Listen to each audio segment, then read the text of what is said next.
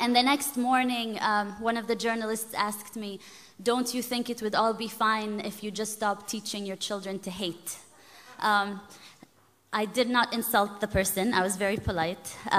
But I wrote this poem as a response to these types of questions we Palestinians always get. Today, my body was a TV'd massacre.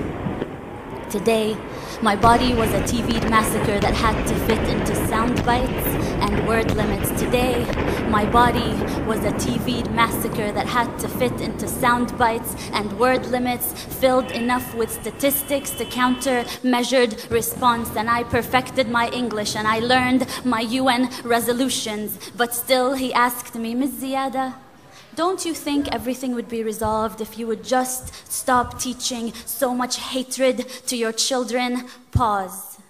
I look inside of me for strength to be patient, but patience is not at the tip of my tongue as the bombs drop over Gaza. Patience has just escaped me. Pause.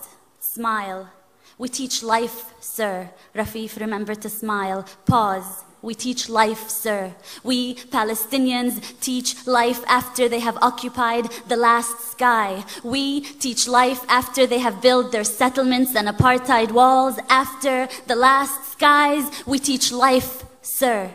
But today, my body was a TV'd massacre made to fit into sound bites and word limits. And just give us a story, a human story. You see, this is not political. We just want to tell people about you and your people. So give us a human story. Don't mention that word apartheid and occupation. This is not political. You have to help me as a journalist to help you tell your story, which is not a political story. Today, my body was a TV'd massacre. How about you give us a story of a woman in Gaza who needs medication? How about you? Do you have enough bone-broken limbs to cover the sun? Hand me over your dead and give me the list of their names in 1,200 word limits. Today, my body was a TV'd massacre made to fit into sound bites and word limits and move those that are desensitized to terrorist blood.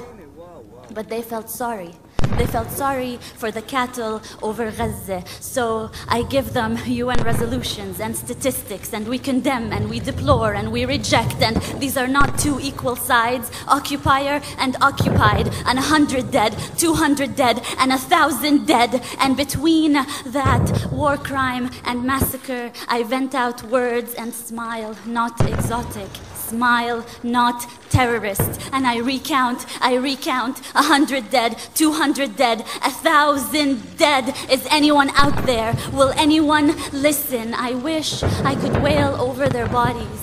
I wish I could just run barefoot in every refugee camp and hold every child, cover their ears so they wouldn't have to hear the sound of bombing for the rest of their life the way I do. Today, my body was a TV'd massacre, and let me just tell you, there is nothing your UN resolutions have ever done about this. And no soundbite I come up with, no matter how good my English gets, no soundbite, no soundbite, no soundbite, no soundbite will bring them back to life. No soundbite will fix this. We teach life, sir. We teach life, sir. We Palestinians wake up every morning to teach the rest of the world life, sir.